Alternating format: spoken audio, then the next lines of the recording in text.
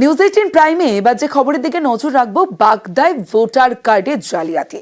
প্রথমে আসল voter card যেটা সেটা দেখাবো আপনাদের। দেখুন, এই হলো আসল ভোটার কার্ড। দেখুন, ভারতের নির্বাচন কমিশন গণেশ ঘরামি কানাই ঘরামি পিতার নাম, এটা হলো আসল ভোটার কার্ড।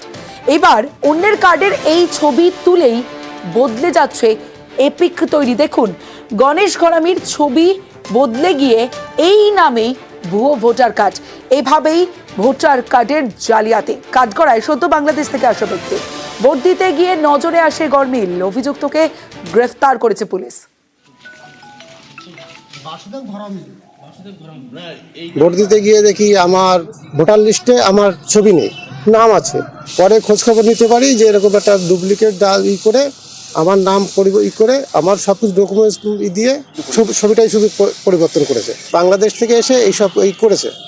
বাগদা থানার পুলিশ এটা অ্যাকশন নিয়েছে, গ্রেপ্তার করেছে, পুরো জালিয়াতি করেছে।